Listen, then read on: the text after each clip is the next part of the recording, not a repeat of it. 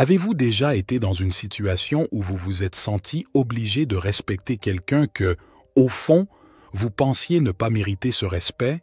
Vous êtes-vous déjà demandé si le respect est vraiment dû à tout le monde, indépendamment de leur comportement? Aujourd'hui, nous allons explorer un sujet qui touche la fibre morale de chacun de nous, le respect. Nous analyserons 5 types de personnes qui, selon des critères psychologiques et éthiques, pourraient ne pas mériter votre respect. Ce n'est pas seulement un voyage à travers la psychologie sociale, mais aussi une opportunité de réfléchir sur la façon dont nous choisissons d'interagir avec les autres dans notre quotidien. Préparez-vous, car ce que nous allons découvrir changera la façon dont vous voyez les relations humaines. Il est important que vous regardiez cette vidéo jusqu'à la fin, car vous découvrirez exactement comment identifier ces personnes et protéger votre intégrité morale. Avant de commencer, assurez-vous de vous abonner à la chaîne Perles de Sagesse pour ne pas manquer nos prochaines vidéos sur la croissance personnelle et spirituelle. Et maintenant, voici les 5 types de personnes qui pourraient ne pas mériter votre respect, avec une explication basée sur des principes psychologiques et comportementaux. Commençons. 1. Les caméléons sociaux. Les personnes qui changent d'opinion, d'attitude et même de personnalité selon les personnes avec qui elles sont ou les situations dans lesquelles elles se trouvent peuvent être difficiles à comprendre et à gérer. Ce type de comportement, parfois décrit comme caméléonique, implique une adaptabilité continue qui, bien qu'elle puisse sembler utile pour naviguer dans différentes situations sociales, dépasse souvent la simple flexibilité pour devenir une question d'authenticité. Ces individus tendent à modifier radicalement leur conduite pour se conformer aux attentes des autres, chercher l'approbation, obtenir des avantages personnels ou éviter les conflits. Cette extrême malléabilité peut cependant mener à une perception de fausseté ou de tromperie de la part des autres. N'ayant pas un noyau stable de convictions ou de valeurs, ils peuvent apparaître comme dépourvus d'une véritable identité, ce qui les rend imprévisibles.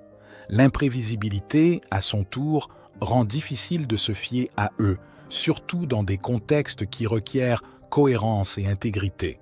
Dans une relation, qu'elle soit personnelle, professionnelle ou informelle, la confiance se construit sur la constance du comportement. Sans cela, les fondations de la relation peuvent facilement vaciller. De plus, le respect se gagne par la cohérence, l'intégrité et la prévisibilité. Si ces qualités manquent, le respect que les autres peuvent avoir est probable de diminuer. Être perçu comme quelqu'un qui change d'attitude comme le vent tourne peut amener les autres à remettre en question les motivations et la sincérité de la personne, érodant ainsi respect et confiance. 2. Les faux humanitaires. Les faux humanitaires représentent un type de personne particulièrement complexe et contradictoire dans le paysage des relations humaines. Extérieurement, ces individus se présentent comme des champions de l'altruisme et du service communautaire, se montrant toujours prêts à soutenir des causes nobles ou à s'engager dans des activités bénéfiques. Cependant, sous cette surface brillante se cachent souvent des motifs bien moins nobles, tels que le désir de reconnaissance personnelle, d'admiration de la part des autres ou même de gain de pouvoir au sein d'une communauté. Ce qu'ils montrent au monde diverge considérablement de leurs véritables intentions et cette divergence peut passer inaperçue pendant un certain temps, mais rarement reste secrète longtemps. Au fur et à mesure que les véritables motivations derrière leurs actions altruistes émergent, l'image de soi qu'ils ont soigneusement construite commence à s'effriter. Cette révélation d'hypocrisie conduit inévitablement à une perte de confiance et de respect de la part de ceux qui les entourent. Lorsque les gens découvrent que le soutien offert à des causes sociales ou communautaires était guidé par un intérêt personnel plutôt que par un véritable désir d'aider, le sentiment de déception et de trahison est palpable. L'impact de ce comportement peut également influencer négativement la perception de l'authenticité et de la sincérité au sein des activités philanthropiques elles-mêmes, rendant les autres personnes plus cyniques et moins enclines à faire confiance ou à s'engager. 3. Les vengeurs perpétuels. Les vengeurs perpétuels sont des individus qui semblent guidés par une boussole intérieure constamment réglée sur la vengeance. Pour eux, chaque petit tort, réel ou perçu, est un affront qui ne peut être ignoré ou pardonné, mais doit être compensé par une forme de représailles. Leur vie émotionnelle tourne autour de ce principe de rétribution, qui souvent conduit à des actions bien au-delà d'une réaction proportionnée au tort subi. Cette approche de la vie et des relations interpersonnelles mène inévitablement à des cycles d'action et de réaction qui peuvent devenir extrêmement destructeurs. Incapables de passer outre ou d'aborder les problèmes de manière constructive, ces individus préfèrent attaquer, souvent de manière disproportionnée par rapport à l'origine de leur mécontentement. Ce comportement crée un environnement de tension et de conflits constants qui aliènent amis, collègues et membres de la famille. Leur intransigeance à ne pas pardonner ou oublier, en plus d'être un fardeau pour eux-mêmes, devient un obstacle insurmontable pour ceux qui les entourent, qui se trouvent contraints de marcher sur un champ de mines de rancune longtemps nourri et de vengeance annoncée. Cette façon d'interagir avec le monde les rend toxiques dans les relations interpersonnelles. Ils sapent la confiance des autres, qui deviennent prudents dans leur comportement sachant que chaque erreur, aussi petite soit-elle, pourrait devenir la prochaine cible d'une vengeance. De plus, l'harmonie, qui est fondamentale pour toute relation saine, s'érode rapidement lorsqu'une partie est constamment en quête de représailles. En conséquence, les vengeurs perpétuels se trouvent souvent isolés ou en conflit ouvert avec quelqu'un, car leur besoin de vengeance dépasse le désir de maintenir ou de construire des relations stables et positives. Leur présence devient donc un facteur de perturbation et d'instabilité, les rendant difficiles à respecter et à accepter dans un contexte social harmonieux. 4. Les cryptes-snobs. Les cryptes-snobs sont des personnes qui, bien qu'elles maintiennent en apparence un comportement courtois et respectable, révèlent par des indices verbaux et non-verbaux subtils une attitude de mépris ou de supériorité envers autrui. Ce type de comportement peut être particulièrement insidieux et nuisible, car il est masqué par une surface de gentillesse qui confond et trompe ceux qui les entourent. Leur supériorité n'est pas déclarée ouvertement, mais elle est exprimée de manière indirecte. Par exemple, ils peuvent faire des commentaires subtilement sarcastiques ou utiliser un ton de voix qui, tout en restant poli, transmet un sentiment de désapprobation ou de suffisance. Même leurs gestes, comme un sourire forcé, un regard de condescendance ou un léger froncement de sourcils, peuvent envoyer des messages puissants de jugement ou d'exclusion. Cet élitisme voilé est particulièrement frustrant pour ceux qui interagissent avec eux, car n'étant pas ouvertement hostiles ou impolis, il est souvent difficile de répondre ou de riposter sans paraître excessivement sensible ou déraisonnable.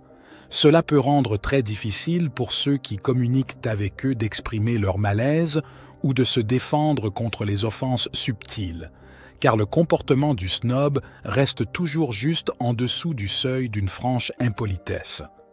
Le résultat est que maintenir un respect authentique envers les cryptes-snobs devient un défi. Leur capacité à maintenir une façade de courtoisie tout en communiquant subtilement leur mépris rend les interactions avec eux complexes et souvent douloureuses. La difficulté à définir et à affronter leur comportement élitiste peut mener à des sentiments d'insécurité, de frustration et de colère chez ceux qui les entourent, érodant la confiance et le respect qui sont essentiels dans toute relation saine. Avant de procéder avec le dernier et le plus important point, si vous êtes intéressé par comment obtenir immédiatement le respect des autres, regardez notre vidéo « 5 astuces psychologiques pour se faire respecter immédiatement ». Le lien se trouve dans la description. Continuons. 5. Les intimidateurs.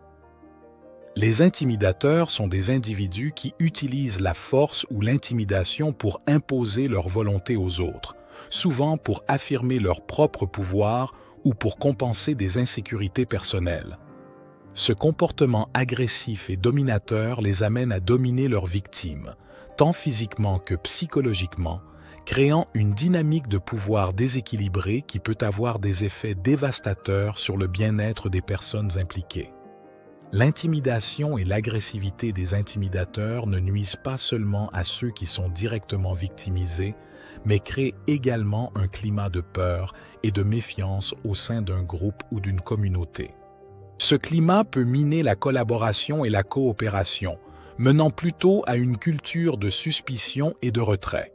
Cette détérioration du tissu social compromet la capacité d'une communauté à fonctionner efficacement et à offrir un environnement de soutien à ses membres. Le respect, fondamental pour toute relation interpersonnelle saine, repose sur des principes d'équité et de gentillesse, principes qui sont diamétralement opposés à ceux pratiqués par les intimidateurs. Lorsque les gens sont traités avec intimidation et agressivité, non seulement leur dignité individuelle est érodée, mais la confiance réciproque et le respect, essentiels pour la cohésion sociale, s'en trouvent également affectés. Nous sommes arrivés à la fin de cette vidéo. Pour voir notre vidéo « 5 astuces psychologiques pour se faire respecter immédiatement », cliquez maintenant en haut à droite de l'écran. Et vous, avez-vous déjà rencontré ou connaissez-vous peut-être l'une de ces 5 personnes? Racontez-nous votre expérience dans les commentaires. Merci d'avoir regardé cette vidéo. Si ces informations vous ont été utiles, n'oubliez pas de laisser votre précieux « j'aime », de vous abonner à la chaîne Perles de Sagesse et de partager la vidéo avec ceux qui en bénéficieront. De plus, nous vous rappelons d'accéder à l'Académie de croissance personnelle que vous trouverez en description pour commencer dès aujourd'hui votre changement vers une vie plus calme et plus consciente. Nous nous voyons dans la prochaine vidéo.